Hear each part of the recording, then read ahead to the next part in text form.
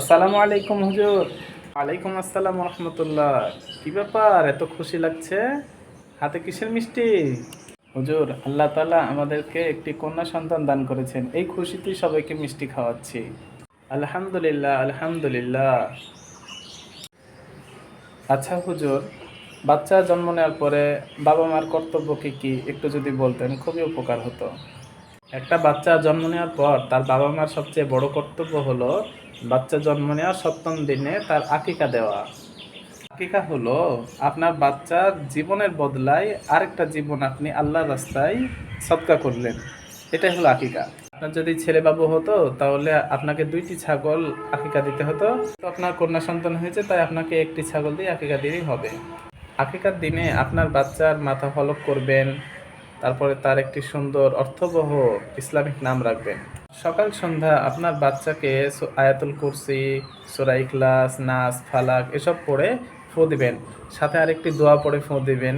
এই দোয়াটি হলো বদনজর থেকে বেঁচে থাকার দোয়া। যেহেতু বাচ্চা মানুষ, সেহেতু বাইরে বের করার সময় বাচ্চার মাথায় হাত রেখে দোয়াটি পড়ে ফু দিয়ে তারপর বাইরে বের করবেন। কেননা বাইরে অনেক মানুষজন রয়েছে, কার নজর লেগে যায় এটা তো আর বলা যায় না। তাই এই দোয়াটি পড়ে আপনারা ফু দিয়ে বাসা থেকে বের হবেন। দোয়াটি হলো বিসমিল্লাহি আরকিকা মিন কুল্লি শাইইন ইউযিকা মিন শাররি কুল্লি নাফসিন আও আইনিন হাসিদ আল্লাহু ইউশফিকা বিসমিল্লাহি আরকিক।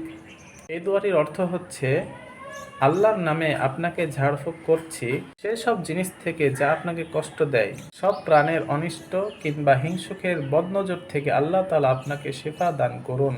আল্লাহর নামে আপনাকে ঝাড়ফুঁক করছি।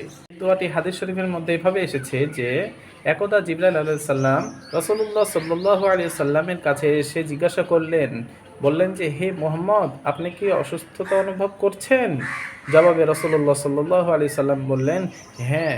তখন হযরত জিবরাইল আলাইহিস সালাম এই দোয়াটি পড়ে আল্লাহ রাসূল সাল্লাল্লাহু আলাইহি সাল্লামকে ঝাড়ফুঁক করলেন। ঠিক আছে প্রিয় দিনী ভাই, আপনি এই আমলগুলো করবেন। ইনশাআল্লাহ আল্লাহ তাআলা আপনার বাচ্চাকে হেফাজতে রাখবেন। এই দোয়াই করি। আমিন। জাযাকাল্লাহু খাইর হুজুর। আল্লাহ আপনার ভালো করুক।